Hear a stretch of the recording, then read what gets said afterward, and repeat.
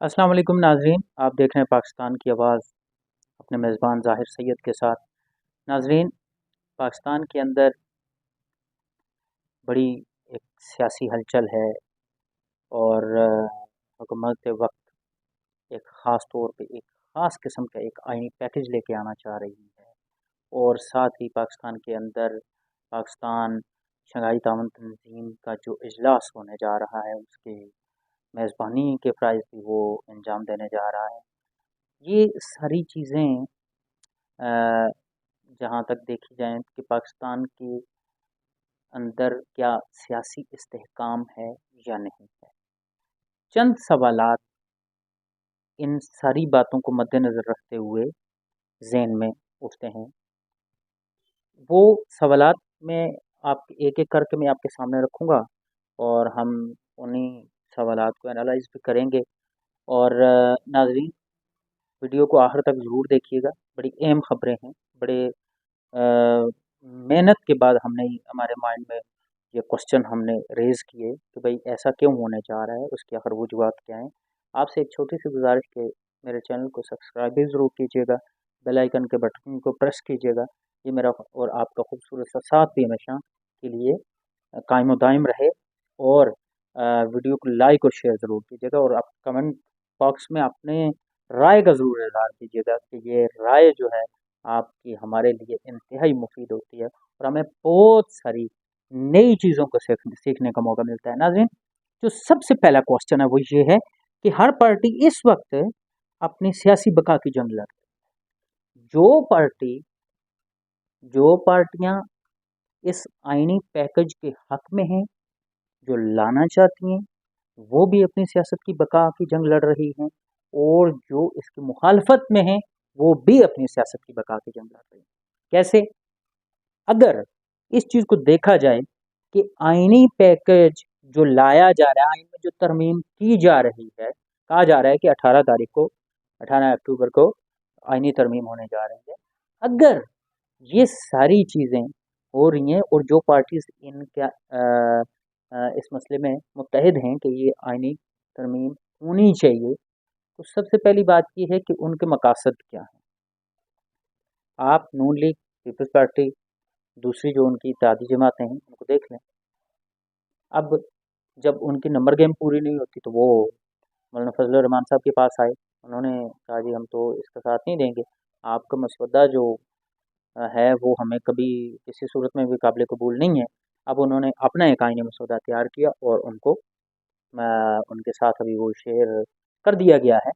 تو ابھی دیکھیں کہ بھئی کیونکہ مولانا نے یہ بات کہی ہے کہ ہم ساری پارٹیز کو متحد کر کے ہی اس آئینی ترمیم کو پاس کروائیں گے، ادروائز اس کا مطلب یہ ہے کہ ان کی وہ جو بات کہہ رہے ہیں، تو اگر غور طلب بات ہے تو وہ یہ سمجھتے ہیں کہ یہ اگر کوئی ایک پارٹی بھی اس کو تسلیم نہیں کرتی تو اس کا مطلب یہ ہے کہ آئینی ترامیم مشکلات کا شکار ہو سکتی ہے۔ نمبر 2،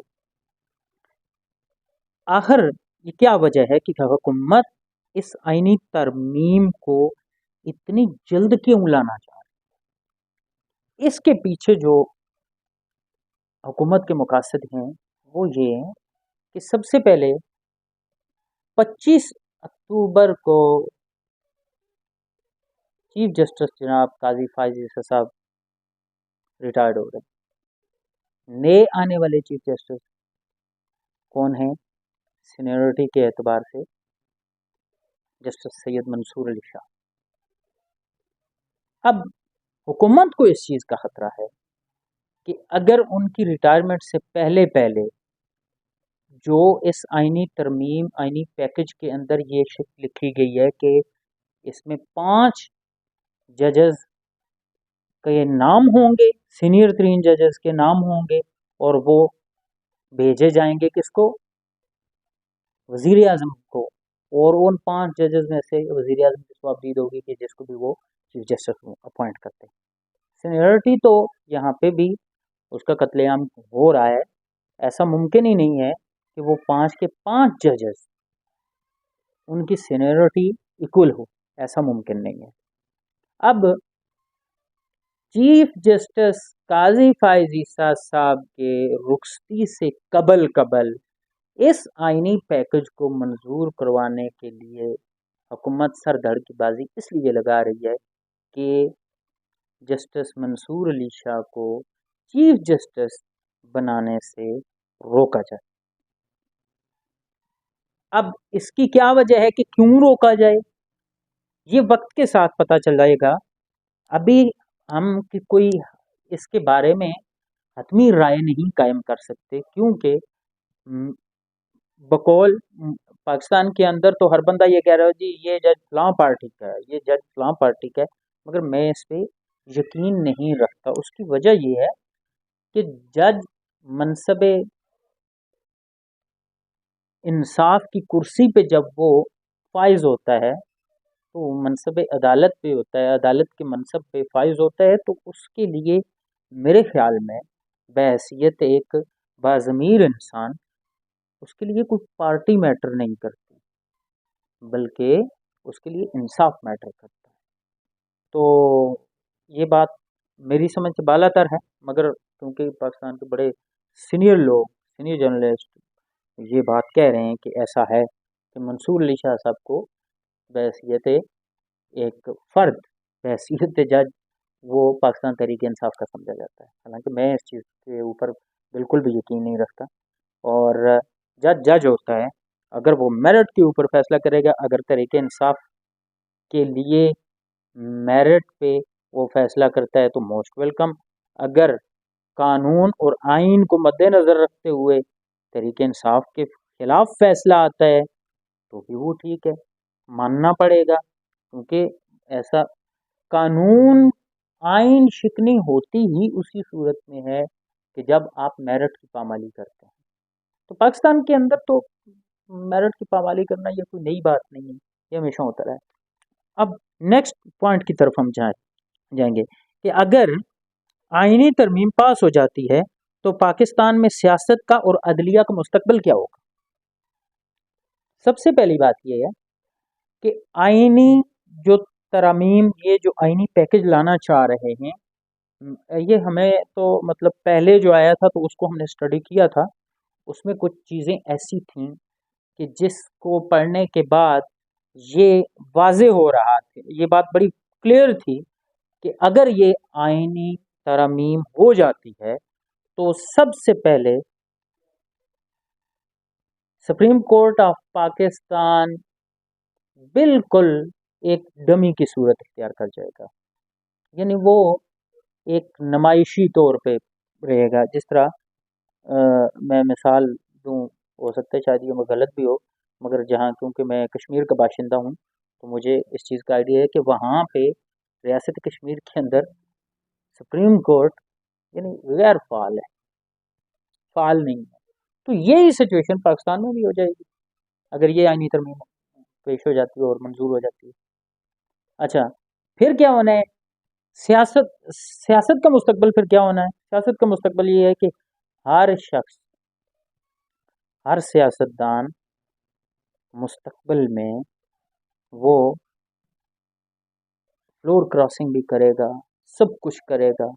यानी एक जिसको हमने हॉर्स ट्रेडिंग का नाम दिया जाता है, ये चीज़ें आम हो जाएंगी, लोटाक्रेसी आम हो जाएगी, कोई नहीं है। यानी एक शख्स अगर आज इस पार्टी में एडजस्ट नहीं हुआ तो आगे जाके दूसरी पार्टी में एडजस्ट हो जाएगा।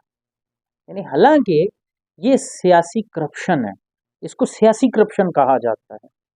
ये सियासी करप्शन की टर्म है कि एक पार्टी के रुकने कौमी असम्बली, मगर उसकी वफादारी किसी और के साथ, जीतता किसी और के टिकट पे है और उसकी वफादारी किसी और के साथ है।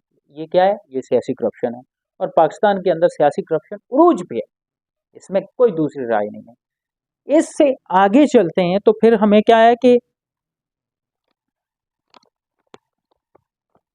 एक और बात बड़ी काबिल जिक्र है, और वो ये है कि इस तरमीम के जरिए एस्टेब्लिशमेंट अपने कौन से मकासद हासिल करना चाहती है। इस वक्त तो बज़ाहिर अगर देखा जाए तो इस आईनी तरमीम के बाद जो इस्टेब्लिशमेंट को सबसे बड़ा फ़ायदा होना है वो ये है कि इमरान खान का जो मिलिट्री ट्रायल है ना, वो बड़ा इजी हो जाए, वो आसानी के साथ मिलिट्री के कस्टडी में चले जाएंगे। यानी खान साहब का मिलिट्री ट्रायल करने के लिए ये राह हमवार की जा रही है। मगर क्योंकि इस्टेब्लिशमेंट को इस चीज़ का इल्म है कि भाई इस वक्त अगर एहसाबी तौर पे सियासतदानों के अंदर अगर कोई मजबूत तरीन आदमी है तो वो सिर्फ इमरान खान है।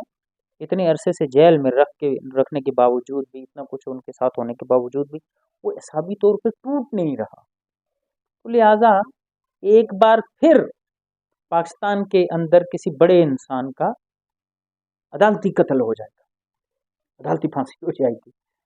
ठीक है, मिलिट्री ट्रायल के लिए ये सारी चीजें इस वक्त इस आईनी तरमीम को पास करवाने के लिए एस्टेब्लिशमेंट का मतमा नज़र सिर्फ और सिर्फ इमरान खान का मिलिट्री ट्रायल है। ये मैं आज लिख के देता हूँ। इसके अलावा फिल वक्त एस्टेब्लिशमेंट के सामने या एस्टेब्लिशमेंट के माइंड में इस आईनी तरमीम का और कोई भी फ़ायदा नहीं है। सिर्फ और सिर्फ एक फ़ायदा है कि इमरान खान का मिलिट्री ट्रायल इसके ज़रिए हम कर सकते हैं, हमारे लिए आसानी होगी। अच्छा, इससे आगे कि इस तरमीम के ज़रिए एस्टेब्लिशमेंट का सियासत में अमल दखल कितना मजबूत हो जाएगा, ये अगला स्टेप है।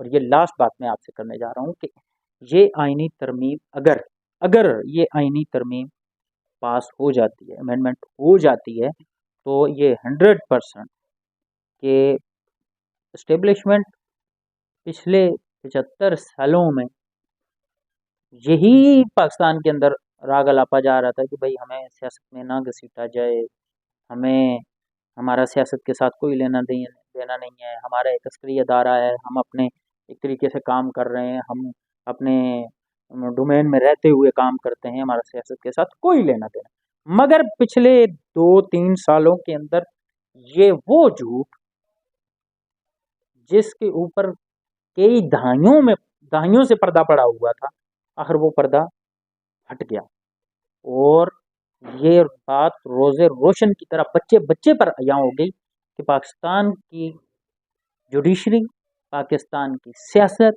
पाकिस्तान के पार्लियामेंट के अंदर, पाकिस्तान के सेनेट के अंदर, हर जगह पे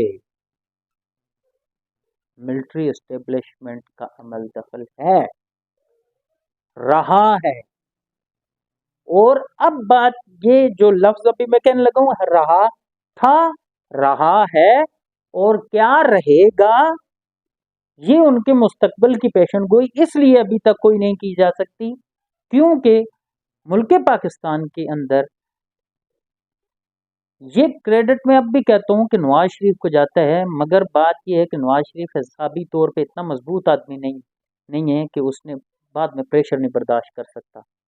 वो कई बार उसने एस्टेब्लिशमेंट के साथ पंगा लिया, बल्कि 2012 के अंदर जो नवाज शरीफ ने डॉक्टर शाहिद मसूद को एक इंटरव्यू दिया था जिसके के अंदर उसने कहा था कि ये जनरल होते कौन है कि सिविलियन के ऊपर, हुकूमत वक्त के ऊपर शबखून मारने वाले, ये अपने डोमेन के अंदर रह के काम क्यों नहीं करते, ये हमें डिक्टेट क्यों, सिविलियन को डिक्टेट करने का किसने इनको राइट किया है।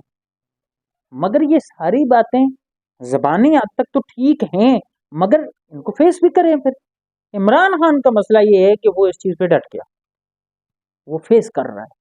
अब भी अगर सिविलियन अकल करें, अपने मफादात को कुछ वक्त के लिए पसे पुश डाल के इस बात पे डट जाएं कि भाई एस्टेब्लिशमेंट को अपने डोमेन के अंदर रहते हुए काम करना पड़ेगा, सिविलियन के मामलात वो नहीं देखेगी, वो नहीं डील करेगी, जो आइन के अंदर जो डोमेन उनको बता दिया गया है उसी के ऊपर वो काम करे। तो मेरे ख्याल में पाकिस्तान की तरक्की किसी सूरत में भी नहीं। हर अदारा अपने डोमेन के अंदर रह के जब काम करेगा तो पाकिस्तानी अदारे मजबूत होंगे।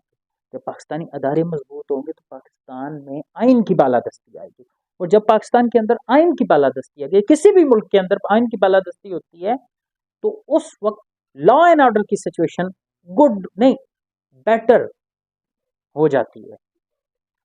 सबसे अच्छी होती है। लॉ एंड ऑर्डर की सिचुएशन जब अच्छी होती है तो अमन अमान आता है। जब अमन अमान होता है तो मुल्क के अंदर सरमायाकारी बढ़ती है, मईशत मजबूत होती है।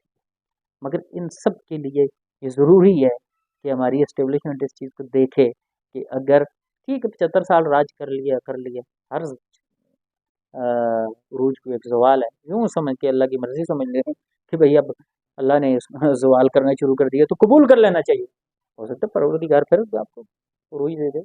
मगर इस वक्त मुल्क के अंदर अदारों की वजह से पिछले कई पिछले यानी पाकिस्तान की तारीख में कभी भी वो आर्मी और अवाम आमने सामने नहीं है। मगर अब ये वक्त आ गया है कि इस वक्त आर्मी और अवाम बिल्कुल आमने सामने है, एक दूसरे के बिल्कुल फ्रंट।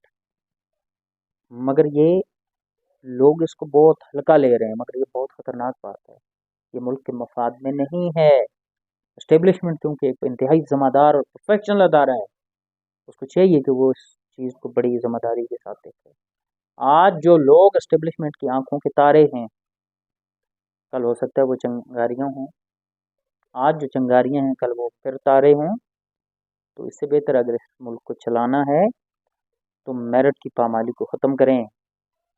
और ये आईनी तरमीम अगर पास हो जाती है तो पाकिस्तान की अदलिया पहले ही 128 नंबर पे है इंटरनेशनल रैंकिंग में, तो मेरे ख्याल में हो सकता है फिर 200 पे चली जाए, कोई नहीं कहा जा सकता। तो नाज़रीन, अपना बहुत सारा ख्याल रखिएगा। इसी के साथ अपने मेज़बान ज़ाहिर सैयद को इजाज़त दीजिए। अल्लाह निगहबान।